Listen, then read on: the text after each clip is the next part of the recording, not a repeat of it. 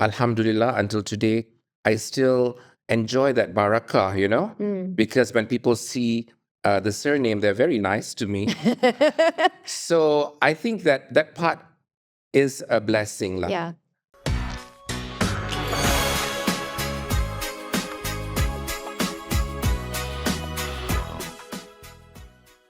All right, hello everyone. This is another episode of Nadia Did It Again. Today's guest, some of you mungkin tak kenal, tetapi hari ini kita nak mengenali beliau. Beliau bernama, nama beliau adalah Ismail ataupun kita nak panggil Izzy. He is fondly known as Izzy. So shall we refer to you as Izzy for this podcast? Izzy, welcome to the show. Welcome to Nadia Did It Again. Thank you, Nadia. Did it again. Lovely. Nice to see you. I don't know what I did again, but what I know, what I want to do with every guest is that when we start, I want you to do a little jingle with the words "Nadia did it again." You can, any rhythm. You can use any rhythm. No. Dance a little, just a little bit. Give a little introduction to Nadia Did It Again. Okay. 1, 2, 3, go. Nadia did it again. Oh, I love played with your heart. This is There's a rock element in it. Yeah, huh? it was. Is that something that you love, rock and roll? I do. I love Yeah? rock. Yeah. Yeah? I love rock music. Because you just did guess the song with Aisha just now, and you did fantastic. Thank you. But welcome to the show. And of course, with every guest, I have to do a little bit of research on my guests. Okay. So I have to say that you managed to stay out of the limelight in terms of leaving digital footprints behind. Mungkin tak banyak informasi atau maklumat yang saya perolehi tentang Encik Ismail ataupun Izzy ini. That's a relief. No, but that's why we are here for you to divulge a little bit more about who you are. What is it that you do? What is it that you believe in? What are you a strong proponent of? And because I think you are contributing a lot to the society, so orang mesti kena tahu apakah or siapakah Izzy ini. Okay. All right, Shoot, Izzy. Nadia. First of all, I love what you're wearing today. Thank The you. ensemble from top to toe. I don't think tak nampak kot kalau kamera ni, but it's okay. So yes, we want to get to know you. Some people might know you as the son of the late Allahyarham Tan Sri Ani Arope. Yeah. Right? He is a prominent figure in education. He has done a lot of things in education and taking care of the welfare of others. He's done Yeah. a lot of work in that. So growing up as his son, for those of you kalau nak mengenali lebih who your father was, they can do their own research and all that. But we want to know your experiences growing up as his son. What may be lessons that you learned from him that you still carry with you till today, that guide you until today? Well, first, my late father had a female name. Nama dia Cik Ani. Yeah. So they're from Penang, and he was raised by a single mom. Okay. And for a long time, I think that sort of affected him because my late grandmother probably had one of the earliest divorce cases dekat Penang masa Okay. tu. So I think he had to live with that kind of maybe shame. And he was also separated from his siblings, So the family was sort of scattered. So ada yang duduk dengan saudara. And my dad, being the youngest, managed to stay with his mom, Yeah. with my late Okay. grandma. And so dia dengan siblings, dia had very different childhoods. Okay. So he grew up with his Eurasian cousins and in a big house on Cantonment Road in Penang, while his other siblings lived, I think, with a stepmom, and they did not have such a rosy childhood. So when they were growing up, I would hear memang a big contrast lah. My dad would go on and, they would always talk about food and, Penang, of course, had fantastic cuisine and dia pun selalu macam reminisce, with his Eurasian cousins. And while my uncle and my aunt was not so fortunate. And they also lived a very hard life. It was after the war, and they literally lost almost everything, and it was the country was kind of I suppose in disarray. We can't imagine the kind of what they went through, but my late grandmother had horrible stories about the Japanese abuse, and she would never trust the Japanese. However, she would completely look up to the Mak Saleh lah, and she would deem them as almost like a savior. So that was the kind of that was Malaya in the 50s, Yeah. in the 60s. And I think that we also had a change in leadership. We had our independence. The country was going through this maybe they're trying to figure it out. We're trying to run and govern and rule. So you just had to be very opportunistic and lucky and being at the same place, at the right place at the right time. And I think my dad was very lucky because he had a scholarship that brought him to, pergi ke luar negara to study. And he felt that he had to do something lah, to Bring back to the country. bring it, Right. to contribute. you know. Yes, yeah. Because despite his hardships and challenges that he faced in his life, Yeah. he managed to really raise the bar, become someone, come back and memberi sumbangan kepada negara, Yeah. and really became a prominent figure. Yeah, and I think that was important for him, Yeah. and because dia tak nak orang susah, because he had to go through that Yes. with his late mom, and so he really threw himself like into that mode. So when I was growing up, I did not know why so many people came to the house, and they would, dulu orang datang bertandang kat rumah. They had to travel very far, and they would come with their families, and then we would cook.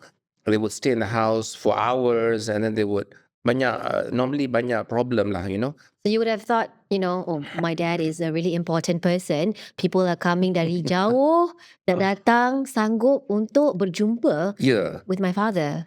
Yeah. Well, I didn't know he was important, but there were just a lot of people in the Okay. house. And then masa tu pun the way they would sleep at the house. And or sometimes when they would have to travel overseas, and they need to take a flight from Subang Airport, right? This was a long time ago. They would also tidur kat rumah.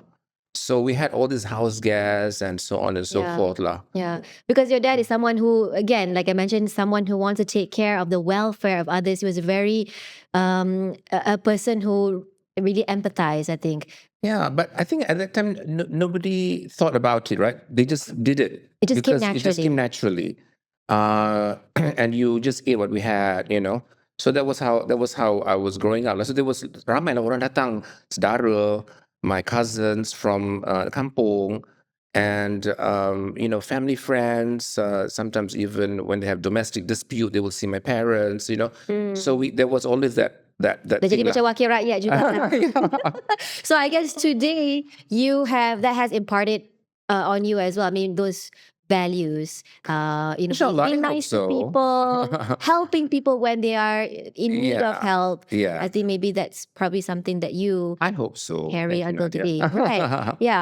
Okay, Izzy, while your father was the chairman of Malaysia's largest electricity utility company, some things had ensued during that time. I'm going to read off based on some of my research that I did online.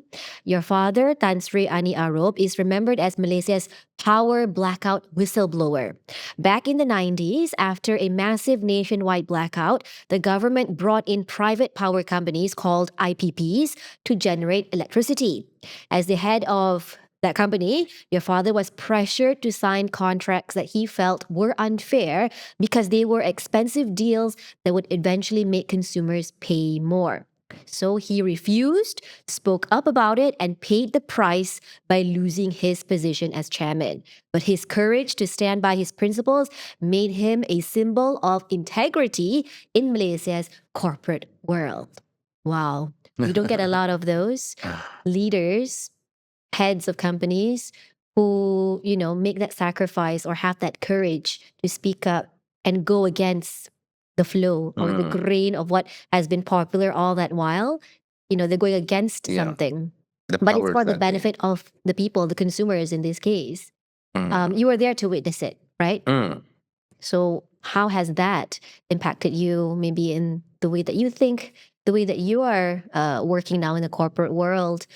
I'm sure those values you want to inherit. I felt so bad for him because he had had such a stellar career until that point, and because he was, for example, he had turned around the National Savings Bank in the 80s, and he was a non-banker.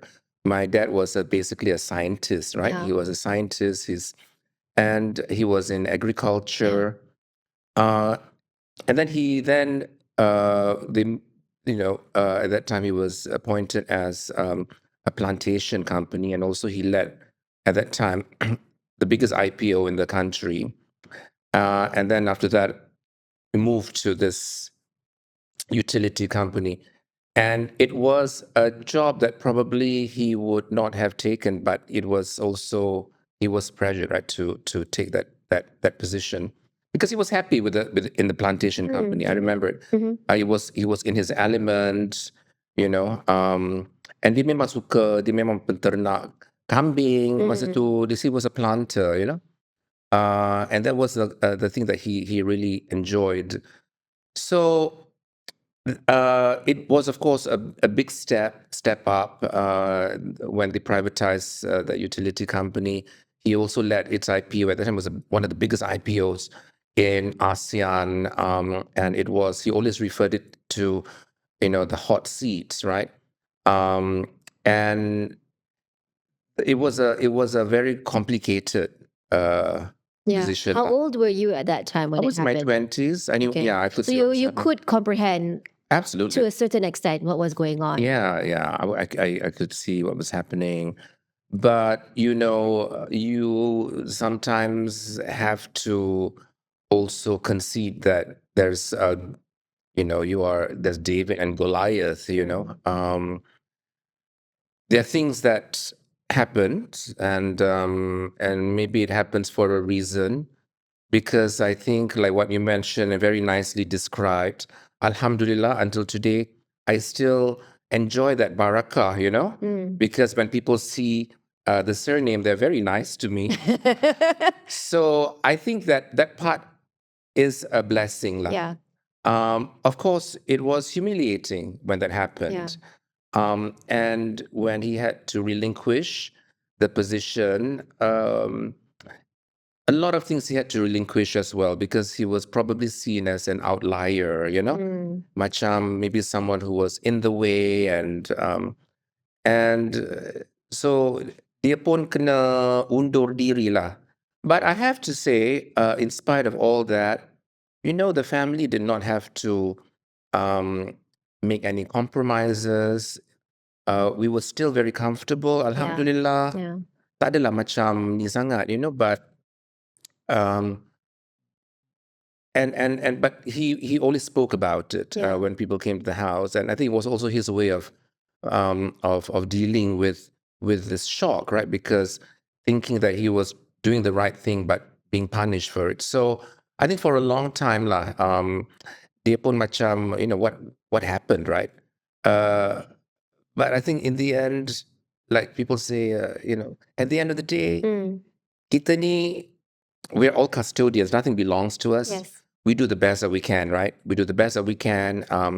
We try to make everybody proud. We try to please our creator, and we try our best lah, macam tu. Well, I think although he was heavily criticized for what he did, a large chunk of the population or of the people, the rakyat, respected Alhamdulillah, him for his actions, Yeah. for his the courage to stand up because you are speaking on behalf of the people in essence.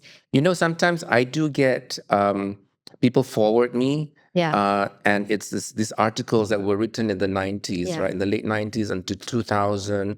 And I think he was looked like this poster boy, lah, Yeah. that stood up and things like that. Lah. So I'm me, and that was it. That was why things happened, and so people still remember him very positively. So Exactly. alhamdulillah lah. Yes, exactly. So let's fast forward Okay. from the 90s.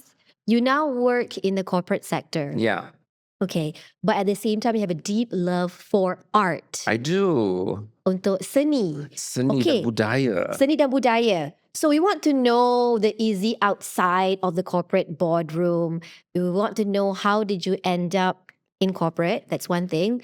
But also how did that transpire, the other side of you, that love, everything, that passion for the arts. How did that happen? So I graduated around the mid 90s. Right.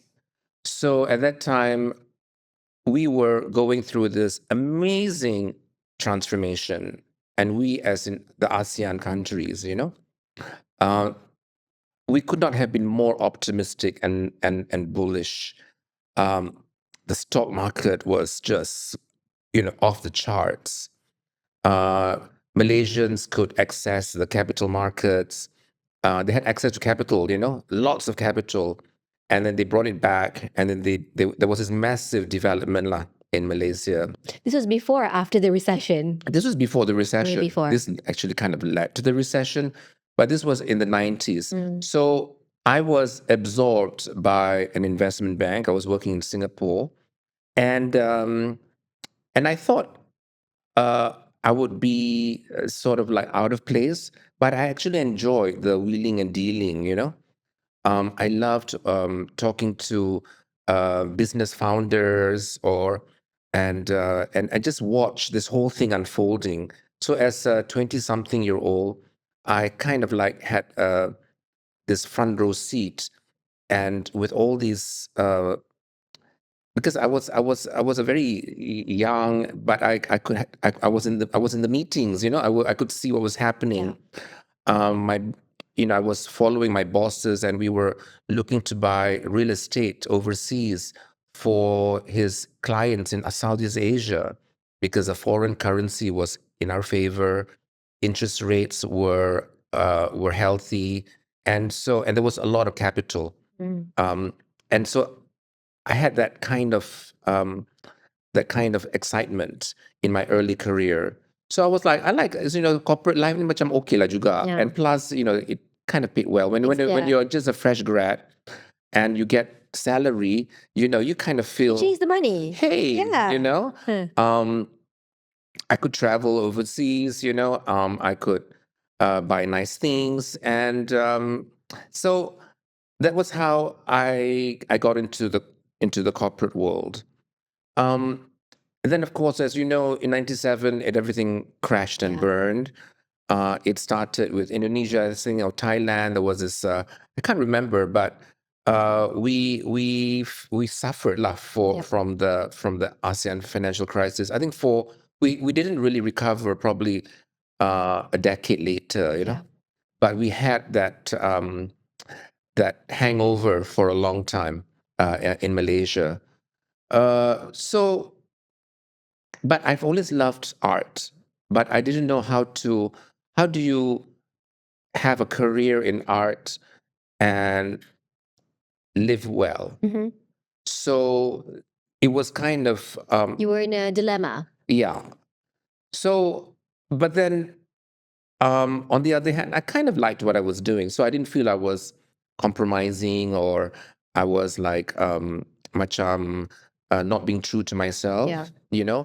But there are always opportunities, when you love something, you get to go and see a theater, you travel and you look at nice places and museums and galleries and stuff like that. So that thing was always in me, lah. So it was having both.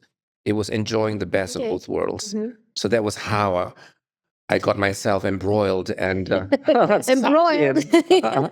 But does that mean when you were in school, you love pendidikan seni and art was your favorite subject and Yeah, you I were mean, good at it? yeah, I mean, I love to write plays, I love to draw, and I love to sing and perform. And that, by the way, that works really well now when you're older Yeah. and you need to present and Those present skills come in ideas. That's handy. very handy.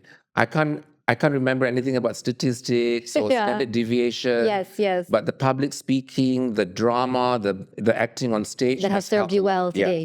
Oh, yeah, interesting. yeah. Okay, since you are a very creative person, I'm assuming you love to paint, draw, and you're very good at it. Do you yourself curate art pieces? So nowadays, of course, I don't do a lot of that. I do a lot of berangan lah. I do a lot of and ever since I was young, I love to dream things. I love to imagine, and sometimes it could be a story, or it could be something lah. Or it could be putting together an interior, or just um, it's always something very visual. Yeah. So I can live in my head. Okay. I can read something and I just put it down. I'm like, wow, and I just enjoy that moment.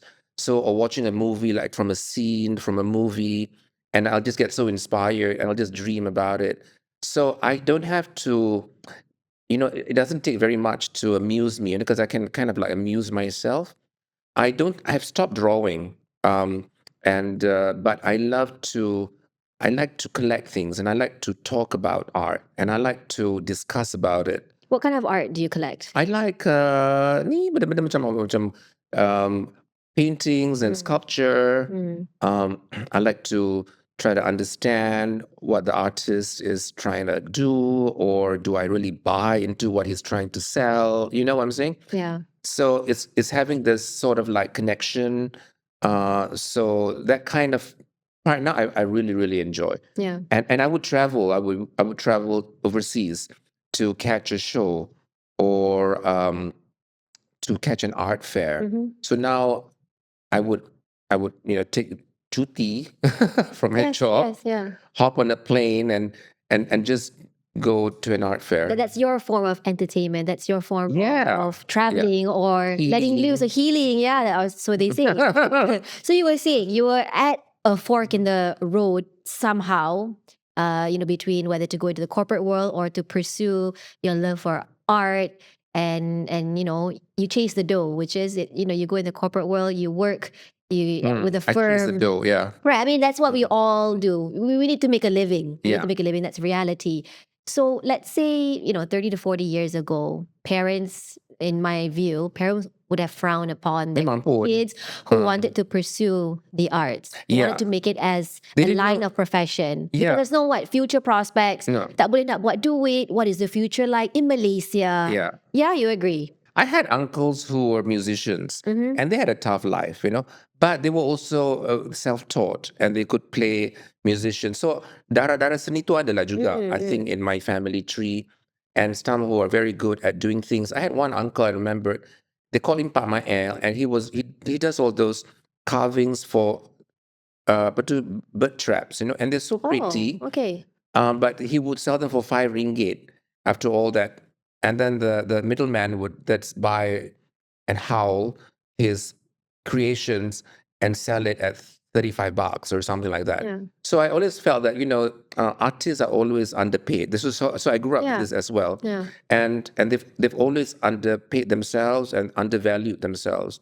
So it's hard for me to also like I said, like to be financially stable, and if I want to do that. So I kind of chose the corporate life. Yeah. But I also think when I was younger, I used to make a dua. Mm. And my dua was that I would, please don't ever make me feel bored. Mhm. I don't want to get bored. I don't want to be in situations where I'm bored. I want to be excited all the time. And so it doesn't matter whether it's in the arts or in my job. As long as you have that thrill for life. I need the adrenaline. I love to do things. I want to be in the thick of things. Mm. I wanna sort of like originate stuff. So if I can do that, I'm happy. I'm happiest. Do you think Malaysians now appreciate art better? Absolutely, yeah. I think Malaysians have always appreciated art. I think we come from a society that have always loved beautiful things. I mean, we look at all our warisan stuff, and we inherited all this batik and textiles and philosophies and our adab. We are such a beautiful, beautiful race. And tapi along the way, tiba-tiba, I think it's part of this Western culture, colonial culture as well, where they have to put you in a box and label you, and you have to be this or that. Yeah. Like you can't be a multi-dimensional person. And I think in dekat Malaysia ni, I think we've always been multi-dimensional. We are adaptable, we're comfortable, but we learned that, oh no, you have to be this or that. I think that's under the guise of some Masali Western ideology, which I've now have to unlearn those things. And I Yeah. think we all have to unlearn those things. We need to go back where our great grandparents and ancestors could, can bertukang, but still can do this. They were so versatile. And I think we have that power in all of us. We just have to keep on researching and unleash it. You have that power too, Nadia. I do hope so. Yes. But some people might think, this hobby, collecting or loving art, is an expensive hobby, an It is an expensive expensive area of hobby. interest. That it's only for the rich or masyarakat kayangan. So it is. You admit to that. I think first of all, the habit of collecting Yeah. is a very dia tak memilih. A lot of people, whether you are, because I've seen pakcik-pakcik yang akan collect botol-botol Coca-Cola, and I would read them all the time, and he would be so proud displaying it. And then of course you see some big collector, big time collector, right, with all these big masterpieces. I'm pretty sure the amount of joy that both of these collectors feel Yeah. and the amount of pleasure they feel is the same. Whether you are collecting botol Coca-Cola.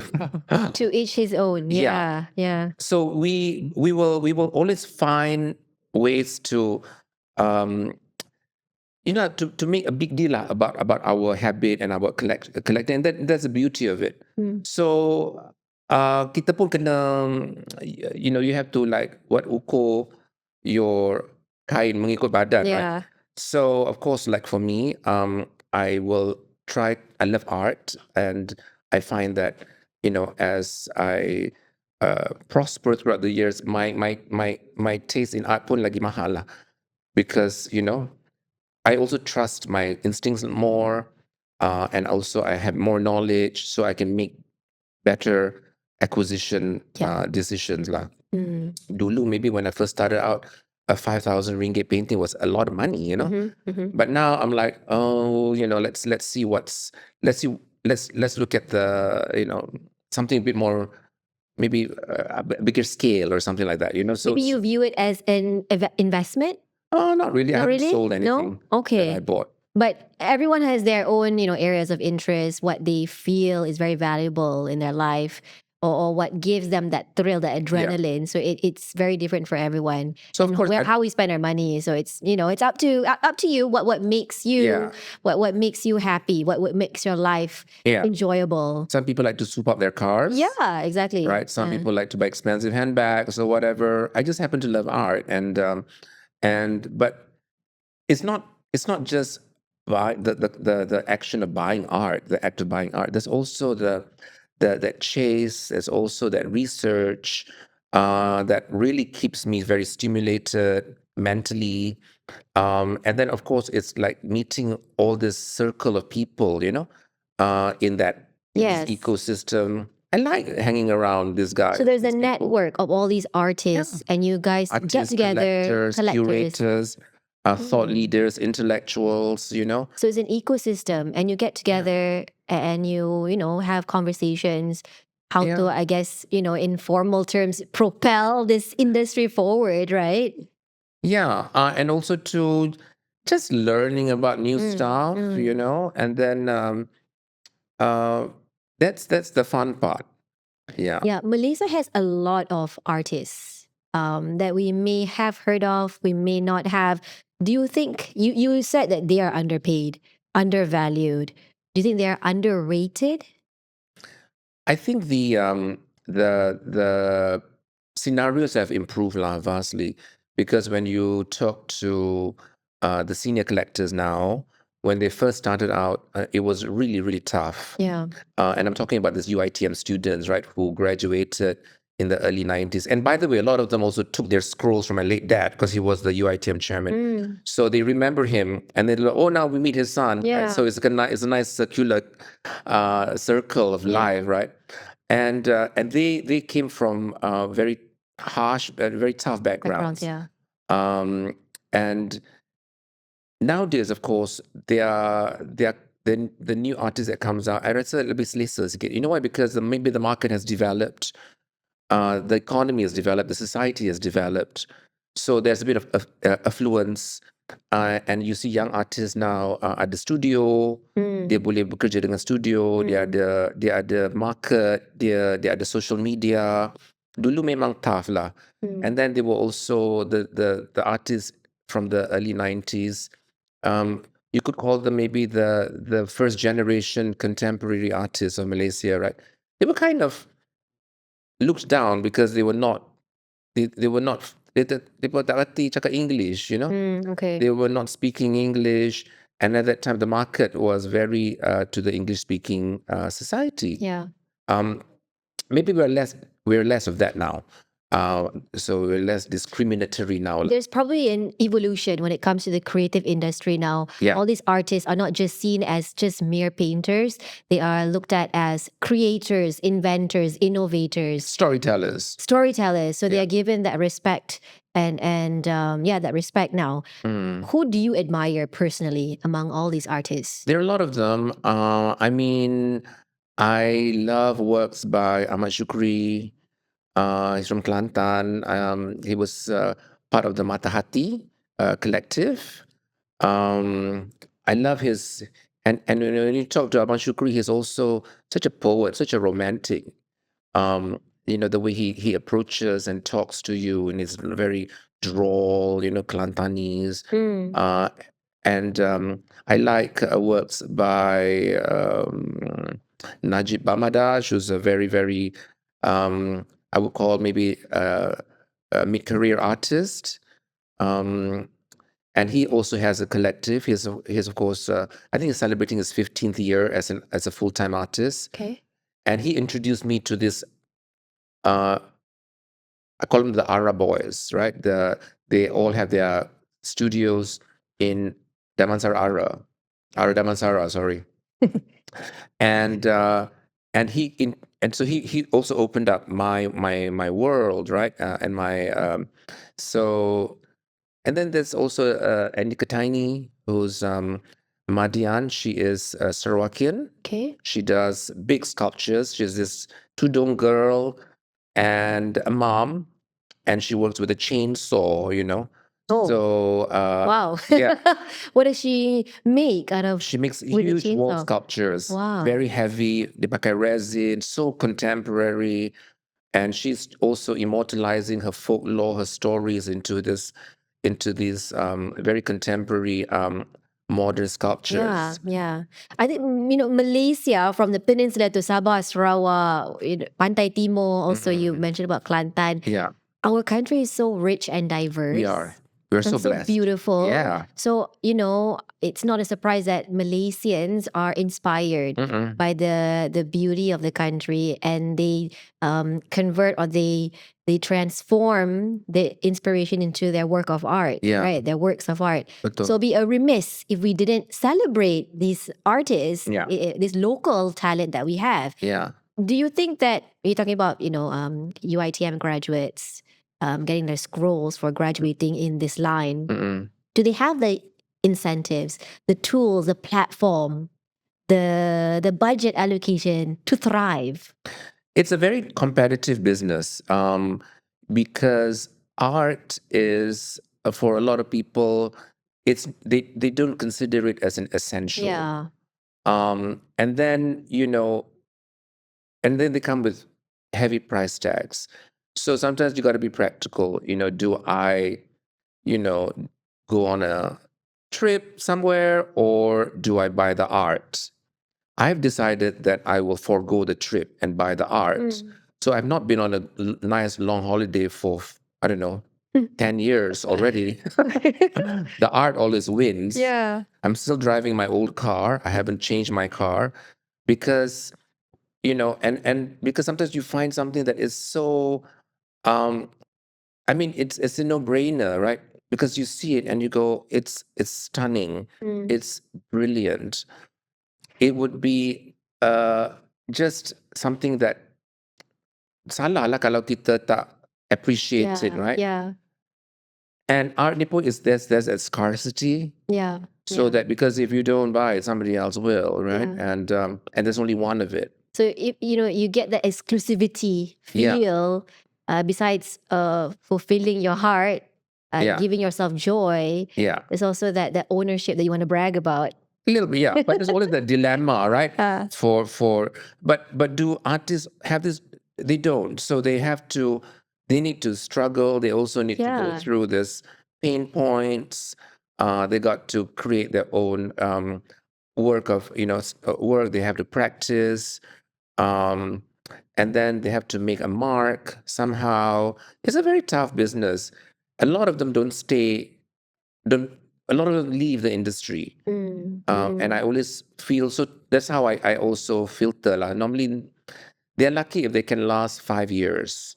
But a lot of them memang susah nak cari makan, so they will have a side hustle, or they'll completely leave and exit the industry and do something else, right? That's the reality that we see today. Yeah. But you are an art advocate, and I'm sure you want to see more and more people or individuals come out there and become, do this full time and venture into this full time. So maybe we have some viewers who are students, graduates, or even maybe those who are already who are working adults, but they want to go into this full time because that's where their true passion is.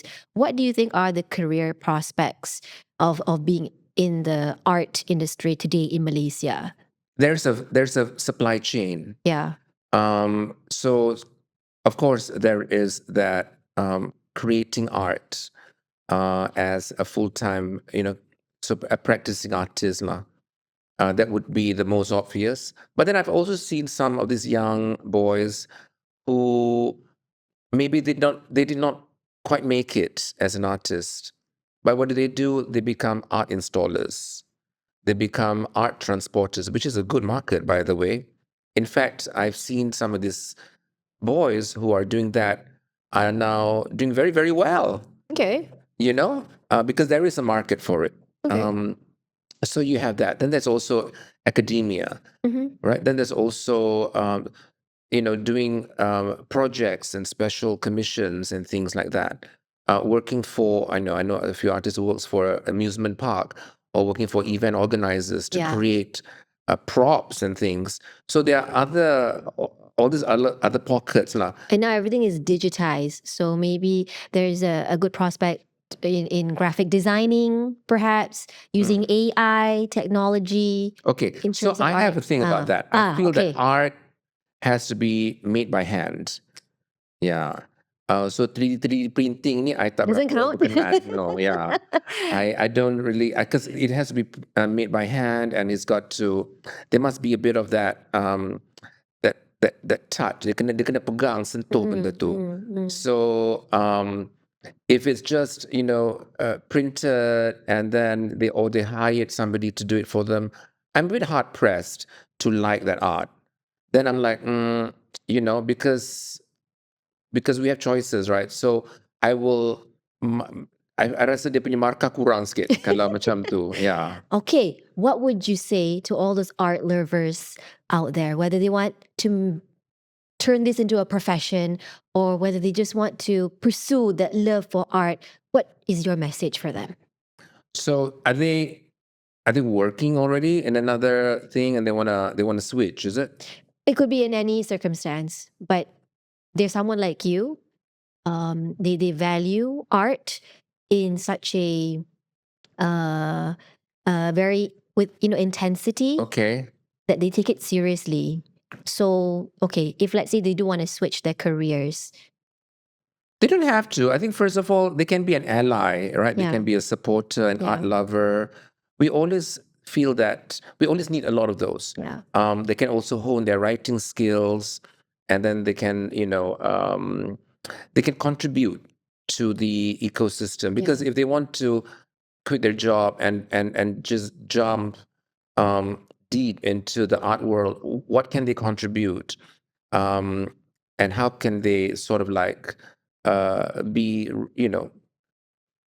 be really, really, I suppose, functioning at their maximum potential, right?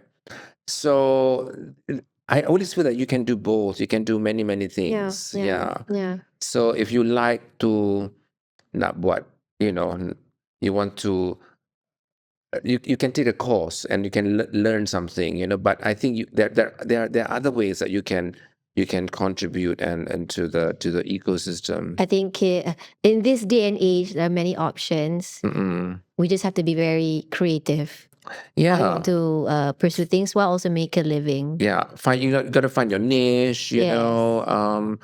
and I think I feel that kalau boleh, especially when you are of a certain in a certain economic segment, you are in a great position to do a lot of things, right, to support the art. Because art you need an audience, and you also need a patron. Yes. You need someone to sort of like transfer and share a little bit of that economic wealth. I think those who are in that bracket, you please look at how you can be um, a contributor to the community, and things that are around you. What's in your backyard. Who can you help? I rasa yang tu lebih afdal. So if you're in that category, start thinking about how you can sort of give back and create and change the complexion for the artistic creative community.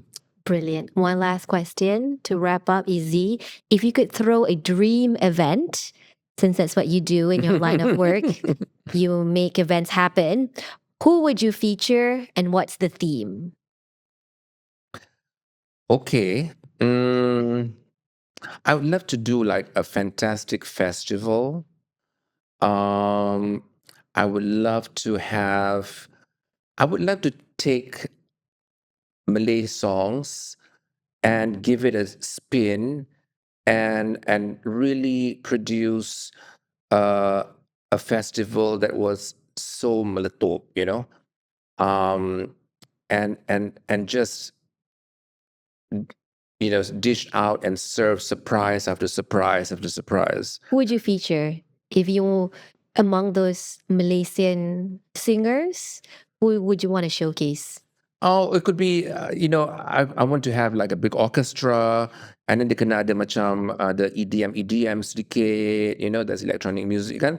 Lepas tu tiba-tiba ada choir menjelma. Lepas Wow. tu tiba-tiba, there's like this big production, like it's theater, and it's just one surprise after another for, half an hour, 45 minutes with, fireworks and lighting and that sort of thing. I think that would be something very, very different, but I don't want to give away too much.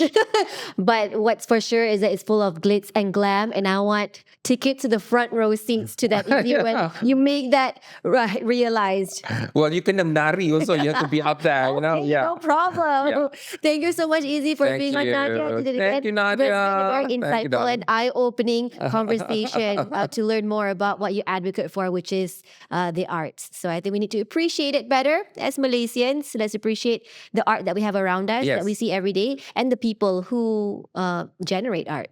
Yeah. Yeah. Yeah. Thank you, Thank you, Izzy. everybody. Thank you. Bye.